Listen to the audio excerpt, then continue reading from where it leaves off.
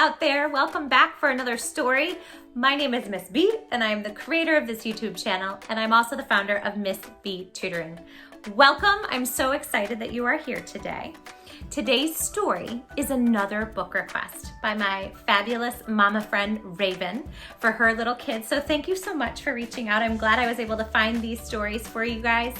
And read them to you on this channel. So if you have more requests, you can always visit me at Books with Miss B. There you can request stories, and I'm happy to hunt those books down and read them for you as soon as I possibly can. Before we get started, I want you, my little friend, my little special magical human sitting right there on the other side of this phone, I want you to know just how absolutely perfect you are. Yep, it's true. Did you know that? Good. So please don't try to go and be anybody else. I want you to love who you are because you are extra, extra special. And there's nobody else like you in the whole entire world, which is kind of a big deal. Okay? Just be you. Miss B loves you like crazy. Okay, let's get started with our story. Today's story is about a monster. But I don't want you to be scared because guess what? We don't need to be scared of monsters. In fact, monsters can be our friends. And also, are they really real? No, they're not. But this story, I think you're going to love. Maybe you've already heard it before. It's called I Need My Monster. And it's written by Amanda Noll and illustrated by Howard McWilliam. Want to know my favorite part about this entire front cover? Can you guess what my favorite thing is? You're right. They turned the letter O into an eyeball. I love it. So great. All right, let's get started. I need my monster. Tonight, when I looked under the bed for my monster, I found this note instead. Gone fishing, back in a week. Gabe. What was I going to do? I needed my monster under my bed. How was I supposed to get to sleep if my monster was gone?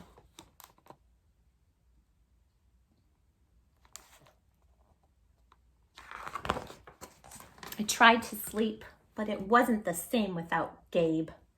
I missed his raged breathing, his nose whistling, the scrabbling of his uncut claws. How would I ever get to sleep without Gabe's familiar scary noises and his spooky green ooze? It was no use. Gabe would be gone for a week, and I just had to have my monster.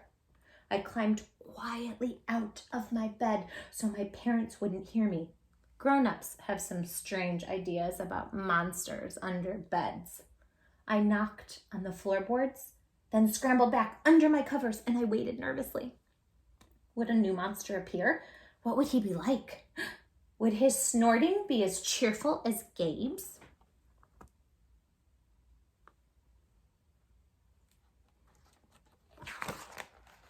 When I heard some creaking under my bed, I knew that the substitute monster had arrived.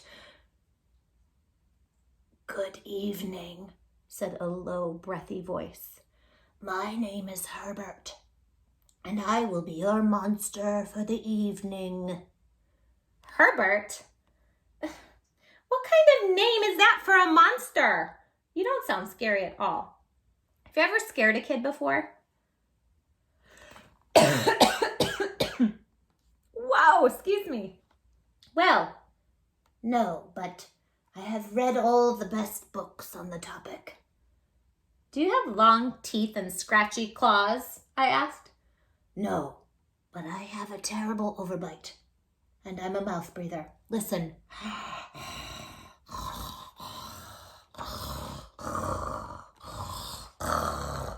Herbert's panting was kind of scary, but it wasn't enough for me. That's a funny name. Get him. Listen, Herbert, I'm sorry. I just don't think this is going to work. It's nothing personal, but I really need a monster with claws. Picky, Herbert complained. As you wish. I'll go. There was some more creaking, and then Herbert was gone.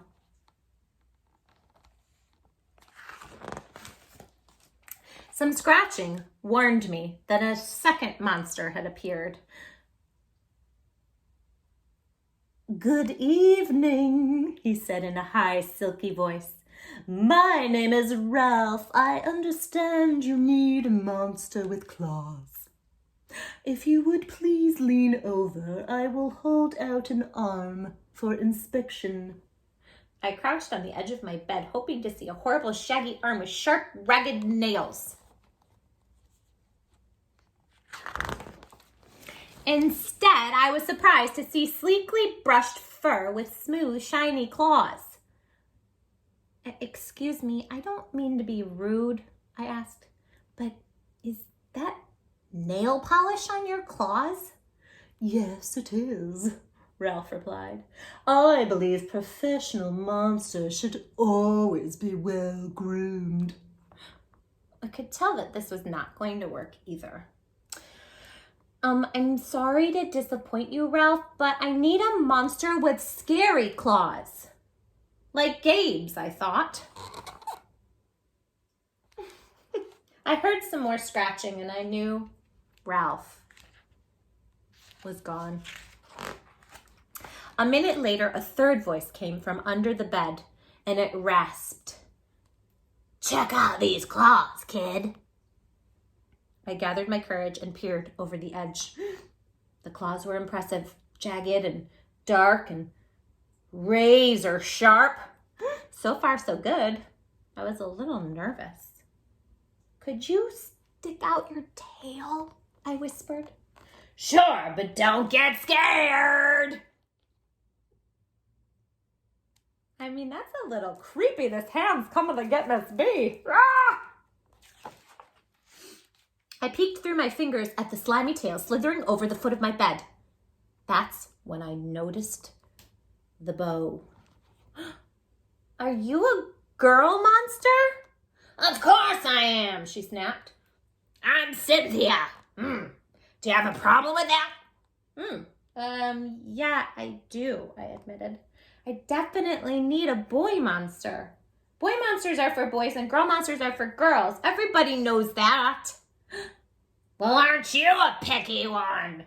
And she sniffed. And then she was gone.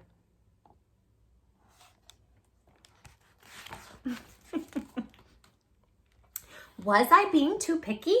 No, I knew that my monster needed to be well-clawed and menacing. The whole point of having a monster, after all, was to keep me in bed, imagining all the scary stuff that could happen if I got out.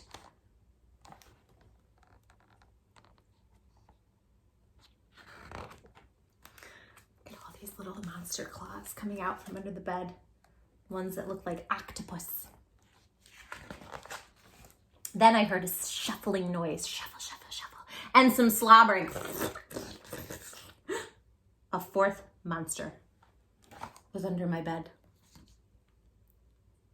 "Hey, the name's Mac." One look at his claws proved that Mac was a big, scruffy boy monster. I shivered. Maybe this one would work out. "Those are excellent claws, but do you have a long tail?" I leaned over to see. "No, my tail is stumpy," Max slurped. "But I do have an unusually long tongue." Why would I be afraid of a long tongue? I asked. "Oh, I don't know," he said, trying to sound terrifying. "You never know when I might lick you." I fell back on the bed laughing. Oh, goodness. "Well, if you're not going to even try to work with me," Mac whined. I held in my giggles. "I really don't think you should send me away," he warned. "Kids who reject 5 monsters in one night." "I did not reject 5 monsters tonight," I interrupted. "My regular monster went fishing." "Fishing, eh? Maybe you just left because you're so picky. Fine, I'm out of here, but I wouldn't expect another monster tonight if I were you." How was I ever going to get to sleep without my monster?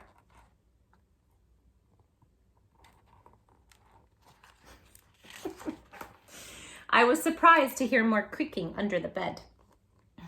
Loud creaking with scratching. I thought no more monsters were going to appear tonight, I said. Sorry I'm late, kid. Whew, it was Gabe. I thought I would enjoy fishing, but I didn't, he explained. Those fish scare too easily. No challenge at all. You, however, are challenging, my friend. You're almost too old to be afraid of monsters. You keep me on my toes? Ah, toes, a delicious snack. The bed quivered as Gabe's stomach grumbled and rumbled with hunger. Now, if you don't mind, I'd like to start the evening with an ominous puddle of drool. I peeked over the edge of the bed. Green ooze spread soundlessly from underneath.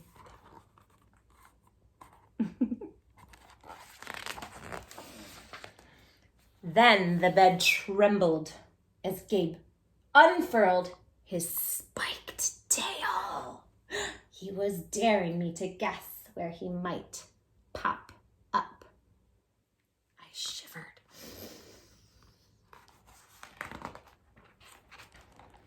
So, you had some substitute monsters tonight, Gabe said, sharpening his claws on my bedpost. Were you scared? Then Gabe started tapping. I could tell he wanted to know if I still needed him. No other monster can scare me like you, I giggled, diving under my covers and pulling them up tight. Though through the blanket, I heard Gabe's soft, comforting snorts.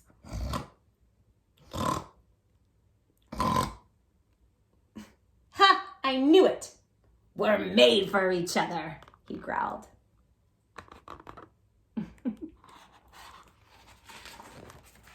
When my blanket started to slip off the bed, I knew Gabe was ready to eat. Now, if you could please stick out your foot, he said. I'd like to nibble your pinky. I yanked my blanket back up and scrunched my feet in so Gabe couldn't get them. No toes tonight but you can have this, I offered, pushing a pillow off the bed. I didn't even hear it hit the floor.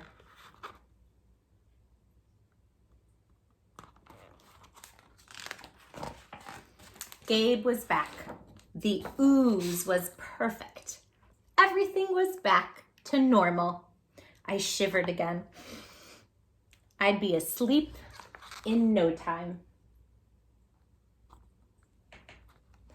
The end. And on the back you can see the artist, Howard McWilliam. He did all of these cool sketches of different monsters. Do you see one that is your favorite? This one is kind of hilarious. Suitcase. I hope you enjoyed this story as much as we did at our house. Thank you again to Miss Raven, Mama Raven and her babes. I appreciate this request. And if you liked it, you can press the like button and you can subscribe below to get more Books with Miss B stories every single week. I will see you all next time. I love you like crazy from the bottom of my heart. Bye, guys. Mwah! You're not scared. Were you scared? No. Hi, my Books with Miss B friends. I have something very important I want you all to know. Please, always remember this. Remember that it is always very, very important to love who you are. And don't try to be anybody else but who you are. Because, in case you didn't know, I'm going to tell you. are without a doubt in my mind